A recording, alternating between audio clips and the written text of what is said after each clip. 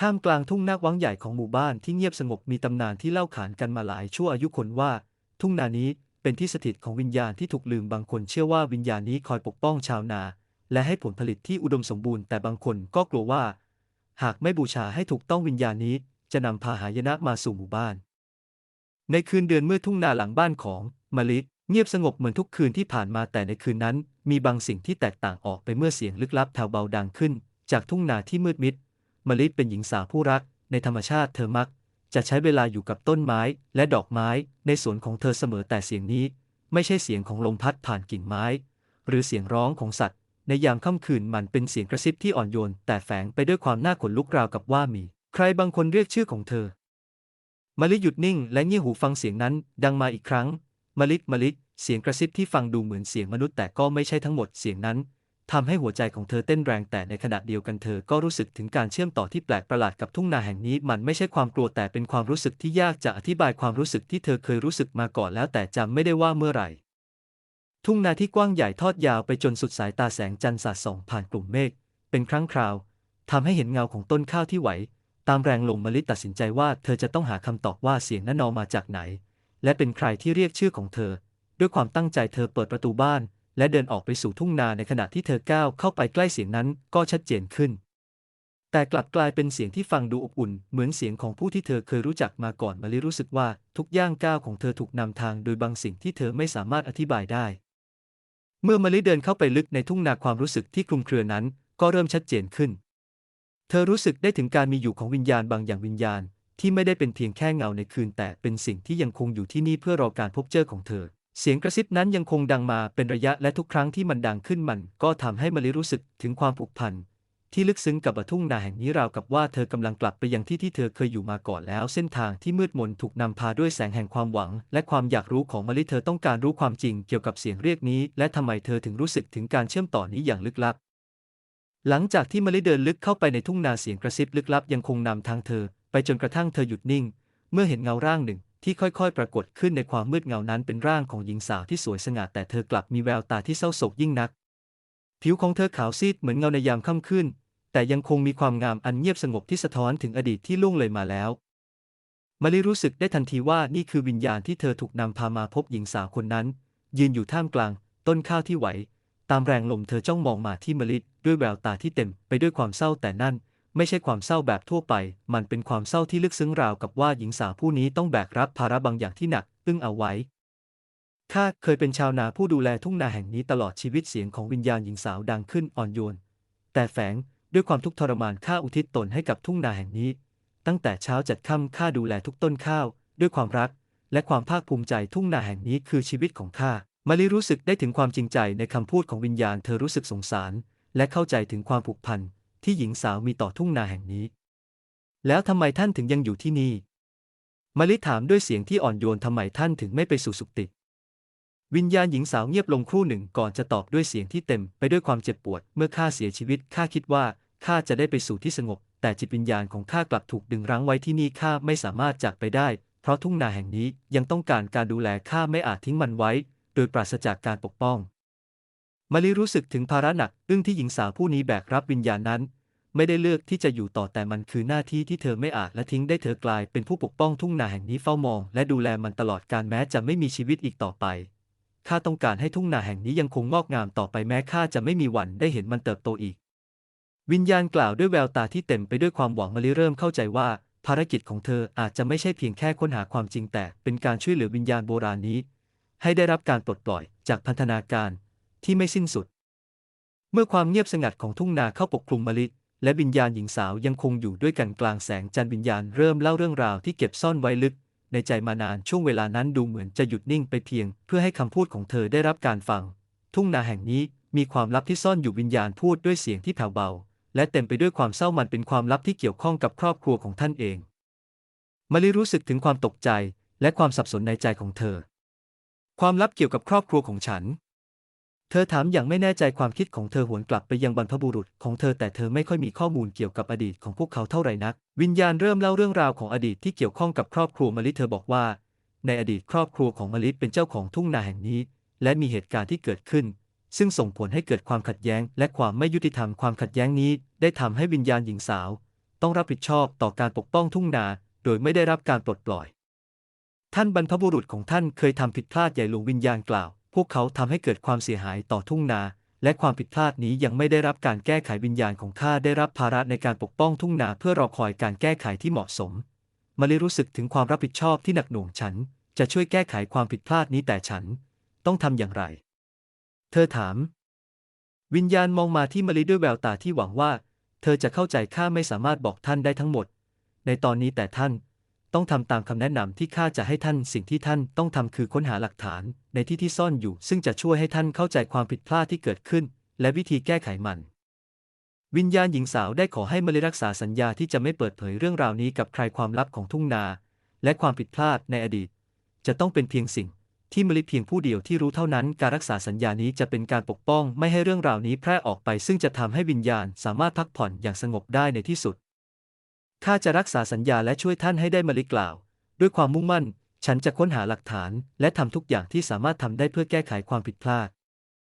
วิญญาณหญิงสาวยิ้มอย่างอบอุ่นและขอบคุณก่อนจะหายไปในความมืดทุ่งนาแห่งนี้กลับมามีบรรยากาศที่เงียบสงบอีกครั้งมะลิยืนอยู่ท่ามกลางทุ่งนาและเตรียมตัวที่จะเริ่มต้นการค้นหาความจริงที่ถูกซ่อนไว้เธอรู้ว่าเส้นทางนี้จะไม่ง่ายแต่นั่นคือภารกิจที่เธอต้องทำเพื่อปลดปล่อยวิญญาณและทำให้ทุ่งนาได้รับความสงบสุขอีกครั้งหลังจากที่มะลิรับสัญญาจากวิญญาณโบราณและเริ่มต้นค้นหาความจริงเกี่ยวกับอดีตของทุ่งนาเธอพบว่าการเดินทางนี้ไม่ง่ายอย่างที่คิดทุ่งนาแห่งนี้ไม่เพียงแค่มีวิญญาณหญิงสาวที่เฝ้าปกป้องมันอยู่แต่ยังมีบางสิ่งที่ชั่วร้ายซ่อนตัวอยู่ในความมืดสิ่งนั้นไม่ต้องการให้ความลับที่ถูกฝังไว้ถูกเปิดเผยและมันพร้อมที่จะทำทุกอย่างเพื่อหยุดยั้งเธอในคืนหนึ่งขณะที่มะลิเดินสำรวจทุ่งนาเธอรู้สึกว่ามีบางสิ่งกำลังติดตามเธอแม้จะไม่มีลมพัดแต่ต้นข้าวกลับไหวไปมาอย่างผิดปกติเงาลางๆที่มะลิเริ่มสังเกตเห็นเป็นเงามืดที่เคลื่อนตัวอย่างรวดเร็วไปตามขอบทุ่งนาราวกับว่ามันกำลังจับตามองเธอในทุกย่างก้าว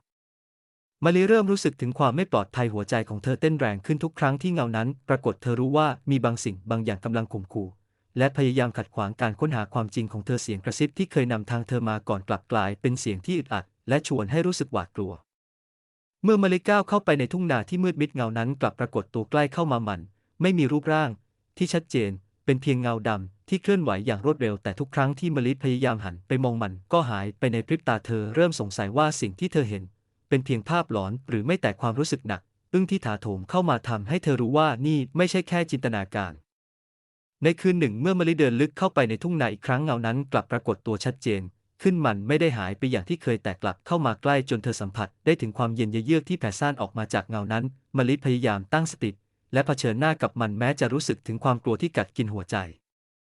เจ้ามาทำอะไรที่นี่เสียงที่แหบแห้งและเต็มไปด้วยความเกลียดชังดังขึ้นจากเงามืดเจ้าคิดว่าเจ้าจะสามารถเปิดเผยความลับที่ถูกฝังไว้ได้หรือมะลิรู้สึกถึงความน่ากลัวที่ลึกซึ้งขึ้นในใจของเธอแต่เธอไม่ยอมถอยหลังเธอเข้าใจแล้วว่าการเปิดเผยความจริงจะต้องเผชิญกับอุปสรรคที่น่ากลัวและเงามืดนี้คือสิ่งที่ถูกสร้างขึ้นเพื่อปกป้องความลับนั้นฉันต้องทำมันมะลิตอบกลับด้วยความมุ่งมั่นแม้เสียงของเธอจะสั่นเครือฉันต้องการทำให้ทุกอย่างถูกต้องเงานั้นหัวเราะอย่างเย้ยหยันเจ้าคิดว่าเจ้าจะทำได้หรือความลับนี้ถูกฝังไว้นานนับศตวรรษและเจ้าคิดว่าเจ้าคนเดียวจะสามารถแก้ไขมันได้แม้จะมีความหวาดกลัวแต่มะลิกลับรู้สึกถึงความกล้าที่เริ่มก่อตัวขึ้นในใจเธอรู้ว่าการต่อสู้ครั้งนี้ไม่ใช่เพียงเพื่อปลดปล่อยวิญญาณโบราณเท่านั้นแต่ยังเพื่อความยุติธรรมและความสงบสุขของทุ่งนาแห่งนี้เธอตัดสินใจว่าจะไม่ยอมแพ้ต่อเงามืดที่คอยข่มขู่เธอเงามืดนั้นค่อยๆหายไปในความมืดของทุ่งนาทิ้งไว้เพียงความรู้สึกหนักอึ้งในใจของมะลิเธอรู้ว่าการเดินทางครั้งนี้ยังคงอีกยาวไกลและเธอจะต้องเตรียมพร้อมที่จะเผชิญกับความชั่วร้ายที่ซ่อนอยู่ในทุ่งนาแห่งนี้เพื่อที่จะทำให้ความจริงถูกเปิดเผยและคืนความสงบสุขให้กับที่แห่งนี้อีกครั้งในขณะที่มะลิเดินหน้าตามหาความจริงเกี่ยวกับทุ่งนาและอดีตของครอบครัวเธอได้พบกับสิ่งที่เธอไม่คาดคิดเมื่อมะลิได้พบกับเอกสารโบราณที่ซ่อนอยู่ในห้องเก็บของเก่าของบ้านเอกสารนั้นเก่าและเปื่อยยุ่ยไปตามกาลเวลาแต่ยังคงสามารถอ่านได้อย่างชัดเจนมันบอกเล่าเรื่องราวที่ถูกปิดบังมานานนับศตวรรษเรื่องราวที่เกี่ยวข้องกับบรรพบุรุษของเธอและความผิดพลาดที่ทำให้วิญญาณในทุ่งนาไม่สามารถไปสู่สุคติได้มะลิเปิดเอกสารด้วยความรู้สึกผสมปนเปทั้งความตื่นเต้นและความหวาดกลัวเธอพบว่าบรรพบุรุษของเธอเคยเป็นเจ้าของทุ่งนาแห่งนี้ในยุคโบราณและพวกเขามีบทบาทสำคัญในเหตุการณ์ที่เกิดขึ้นเอกสารระบุว่าบรรพบุรุษของเธอเคยเกี่ยวข้องกับการลงโทษที่ไม่เป็นธรรมต่อชาวนาผู้หนึ่งซึ่งก็คือวิญญาณหญิงสาวที่เธอได้พบ เรื่องราวในเอกสารเล่าว่าบรรพบุรุษของมะลิได้เข้าใจผิดว่าชาวนาคนนั้นได้ขโมยข้าวจากทุ่งนาไปขายทั้งที่จริงๆแล้ว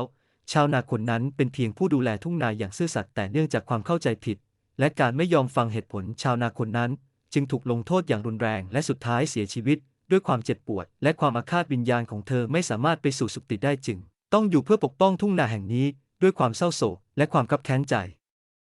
การค้นพบนี้ทำให้มะลิรู้สึกผิดอย่างลึกซึ้งเธอไม่เคยรู้มาก่อนว่าครอบครัวของเธอมีส่วนเกี่ยวข้องกับความเจ็บปวดของวิญญาณผู้นี้ความรู้สึกผิดเริ่มก่อตัวขึ้นในใจของเธอมะลิเข้าใจแล้วว่าทำไมวิญญาณถึงไม่สามารถจากไปได้และทำไมเธอจึงต้องเป็นคนที่มาช่วยแก้ไขความผิดพลาดนี้มะลิตัดสินใจว่าถึงเวลาแล้วที่เธอจะต้องทำทุกวิธีทางเพื่อแก้ไขความผิดพลาดที่บรรพบุรุษของเธอได้กระทำ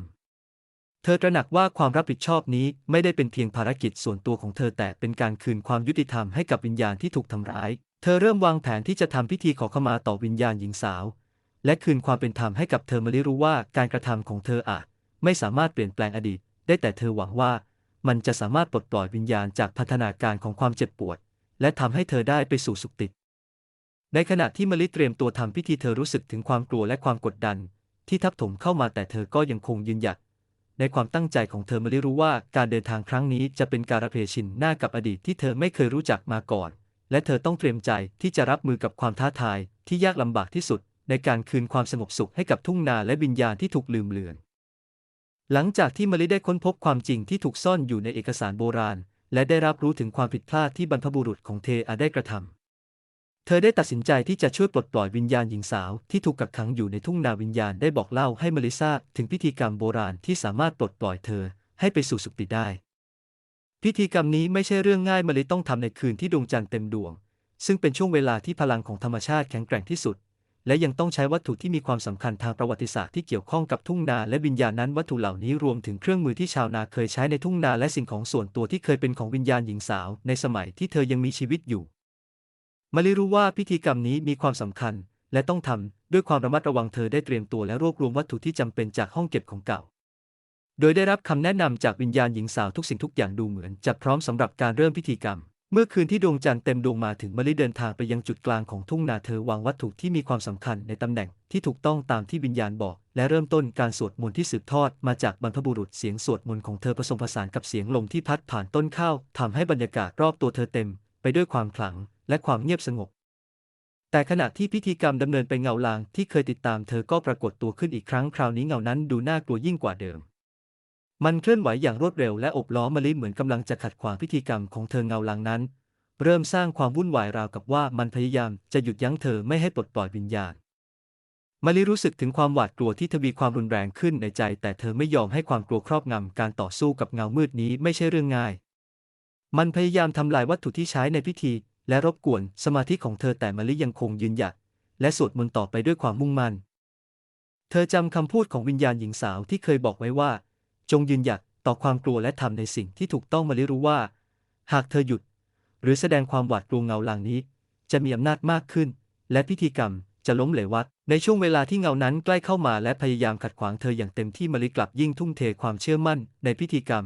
และในความตั้งใจของเธอความตั้งใจที่ต้องการช่วยวิญญาณและคืนความสงบสุขให้กับทุ่งนาในที่สุดเมื่อมะลิสวดมนต์จบพลังงานที่เกิดจากพิธีกรรม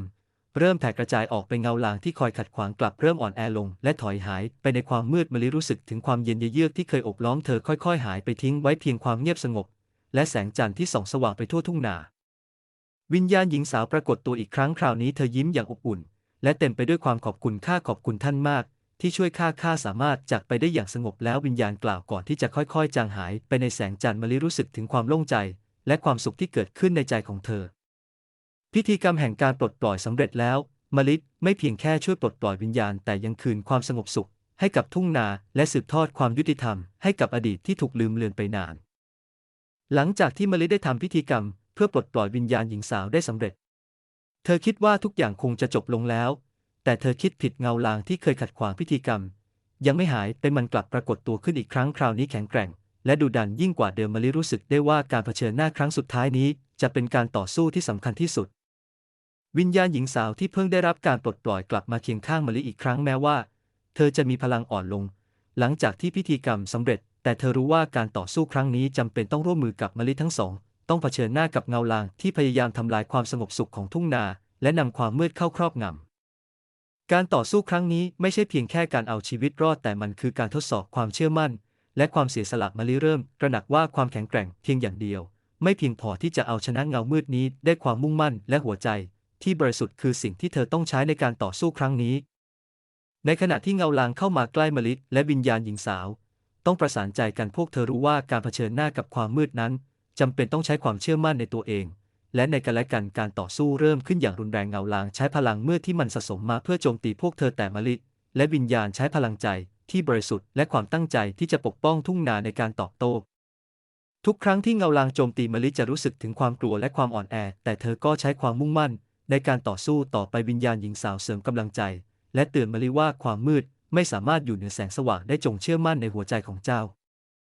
สุดท้ายแล้วมะลิได้ตัดสินใจทำสิ่งที่ไม่คาดคิดเธอยอมเสียสละบางอย่างเพื่อที่จะสร้างแสงสว่างที่สามารถขับไล่เงาลางออกไปได้เธอใช้หัวใจที่บริสุทธิ์ของเธอและพลังแห่งความรักในการปกป้องทุ่งนาเพื่อสร้างแสงสว่างที่เจิดจ้าแสงนั้นแผ่กระจายไปทั่วทุ่งนาทำให้เงาลางค่อยๆสลายหายไปในความมืดการเผชิญหน้าครั้งสุดท้ายนี้ไม่ใช่เพียงแค่การต่อสู้ระหว่างความดีและความชั่วแต่มันคือการต่อสู้ภายในใจของมะลิเองเธอได้พิสูจน์ให้เห็นว่าความเชื่อมั่นในความดีและความเสียสละสามารถขับไล่ความมืดออกไปได้มะลิและวิญญาณหญิงสาวยืนอยู่ท่ามกลางแสงสว่างที่สร้างขึ้นจากความมุ่งมั่นของพวกเธอทุ่งนากลับมาสงบสุขอีกครั้งวิญญาณหญิงสาวยิ้มให้มะลิอย่างขอบคุณและกล่าวคำอำลาเป็นครั้งสุดท้ายก่อนที่จะจากไปสู่สุคติมะลิรู้สึกถึงความภาคภูมิใจและความสุขที่ท่วมท้นในใจของเธอการเดินทางของเธอสิ้นสุดลงแล้วแต่เธอรู้ว่าการเดินทางนี้ได้เปลี่ยนแปลงเธอไปตลอดกาลหลังจากการต่อสู้ที่หนักหน่วงและท้าทายมะลิสามารถทำพิธีกรรมปลดปล่อยวิญญาณได้สำเร็จเงาลางที่เคยคอยขัดขวางเธอได้สลายหายไปในความมืดและวิญญาณหญิงสาวก็ได้รับการปลดปล่อยให้ไปสู่สุคติทุ่งนาที่เคยเต็มไปด้วยพลังงานลบและความมืดมนกลับคืนสู่ความสงบสุขอีกครั้งมะลิยืนอยู่กลางทุ่งนามองไปยังท้องฟ้าที่สว่างไสวด้วยแสงจันทร์เธอรู้สึกถึงความโล่งใจที่ถาโถมเข้ามาในใจหลังจากที่เธอได้ผ่านเหตุการณ์ที่ทั้งน่ากลัวและทรหดมะลิรู้สึกว่าทุกสิ่งทุกอย่างได้กลับคืนสู่ที่ของมันทุ่งนาที่เคยถูกความมืดครอบงำกลับมาสดใสและเงียบสงบอีกครั้งแม้ว่าวิญญาณจะจากไปแล้วแต่มะลิยังคงรู้สึกถึงความเชื่อมโยงกับทุ่งนาและประวัติศาสตร์ของมันความสงบสุขที่กลับคืนมานั้นไม่ใช่เพียงแค่ความสงบภายนอกแต่เป็นความสงบภายในใจของเธอเองมะลิตระหนักว่าเธอได้เติบโตและเปลี่ยนแปลงไปอย่างมากในช่วงเวลาที่เธอได้เผชิญหน้ากับความกลัวและความมืดมิดมะลิวนคิดถึงทุกสิ่งที่เธอได้เรียนรู้ระหว่างการเดินทางครั้งนี้ไม่ว่าจะเป็นความสำคัญของการยืนหยัดต่อความกลัวความเสียสละและการเชื่อมั่นในความดีแม้ว่าเหตุการณ์เหล่านี้จะสิ้นสุดลงแล้วแต่มะลิรู้ว่าการเปลี่ยนแปลงที่แท้จริงนั้นเกิดขึ้นภายในหัวใจของเธอเองเธอได้กลับบ้านพร้อมกับความรู้สึกใหม่ที่แตกต่างไปจากเดิมเธอรู้สึกถึงความสงบที่เธอไม่เคยรู้สึกมาก่อนและรู้ว่าเธอได้ทำในสิ่งที่ถูกต้องไม่เพียงแต่สำหรับวิญญาณที่ได้รับการปลดปล่อยแต่สำหรับตัวเธอเองและครอบครัวของเธอด้วยทุ่งนาที่เคยเป็นที่อยู่ของความมืดและความทุกข์ทรมานตอนนี้กลับกลายเป็นสถานที่แห่งความสงบสุขและความหวังมะลิรู้ว่าสิ่งที่เธอได้ทำไม่เพียงแต่ช่วยวิญญาณหญิงสาวให้ไปสู่สุคติแต่ยังเป็นการชำระล้างความผิดพลาดที่ถูกฝังไว้ในอดีตของครอบครัวเธอด้วยความสงบสุขที่กลับคืนมานั้นเป็นสัญญาณว่าทุกสิ่งได้เดินทางมาถึงจุดจบที่เหมาะสมและมะลิรู้ว่าเธอได้ผ่านการเดินทางที่สำคัญที่สุดในชีวิตของเธอแล้วการเปลี่ยนแปลงที่แท้จริงเกิดขึ้นภายในใจของเธอและมันจะอยู่กับเธอตลอดไปหลังจากที่มะลิได้ทำหน้าที่ของเธอในการปกป้องและฟื้นฟูทุ่งนาตำนานของวิญญาณแห่งทุ่งนาก็ได้กลายเป็นส่วนหนึ่งของวัฒนธรรมในหมู่บ้านผู้คนต่างเล่าขานเรื่องราวของวิญญาณผู้เฝ้าดูแลทุ่งนาให้กับลูกหลานของพวกเขาเรื่องราวนี้กลายเป็นเครื่องเตือนใจถึงคุณค่าของการเคารพธรรมชาติและความเชื่อมโยงกับบรรพบุรุษมะลิเองก็ได้รับบทบาทใหม่ในชีวิตของเธอกลายเป็นผู้ดูแลทุ่งนาที่มีความรู้และความเข้าใจลึกซึ้งเกี่ยวกับมรดกทางวัฒนธรรมและธรรมชาติเธอได้สืบสานวิถีชีวิตแบบดั้งเดิมและเผยแพร่ความรู้ให้กับคนรุ่นใหม่ทำให้ทุ่งนาไม่เพียงแต่เป็นแหล่งอาหารแต่ยังเป็นสัญลักษณ์ของการร่วมมือและการเคารพต่อธรรมชาติทุ่งนาที่ครั้งหนึ่งเคยเป็นที่ซ่อนของความมืดและความเศร้าตอนนี้กลายเป็นสถานที่ที่เต็มไปด้วยชีวิตและความหวังมะลิรู้ดีว่าเรื่องราวของวิญญาณแห่งทุ่งนาจะไม่จบลงตราบใดที่ยังมีผู้คนที่เชื่อมั่นในพลังของทุ่งนาและวิญญาณที่ยังคงเฝ้าดูแลพวกเขาทุกปีเมื่อถึงเวลาฤดูการเก็บเกี่ยวผู้คนในหมู่บ้านจะมารวมตัวกันที่ทุ่งนาเพื่อทำพิธีขอบคุณวิญญาณและบรรพบุรุษพวกเขาเชื่อว่าการทำเช่นนี้จะนำความอุดมสมบูรณ์ และความสงบสุขมาสู่หมู่บ้านมะลิยืนอยู่ในหมู่คนเหล่านั้นด้วยความรู้สึกภูมิใจที่ได้เป็นส่วนหนึ่งของตำนานนี้เรื่องราวของมะลิและวิญญาณแห่งทุ่งนาจึงไม่ได้จบลงเพียงแค่การปลดปล่อยวิญญาณให้ไปสู่สุคติแต่มันได้กลายเป็นตำนานที่ยังคงอยู่และเป็นมรดกที่ส่งต่อจากรุ่นสู่รุ่นเป็นเครื่องเตือนใจถึงความสำคัญของการเคารพธรรมชาติความเชื่อมั่นในพลังของบรรพบุรุษและความร่วมมือในการรักษามรดกที่มีค่าเหล่านี้มะลิรู้ว่าการเดินทางของเธอได้สิ้นสุดลงแล้วแต่ตำนานของทุ่งนาแห่งนี้จะยังคงอยู่ต่อไปในหัวใจของผู้คนในหมู่บ้านตราบนานเท่านาน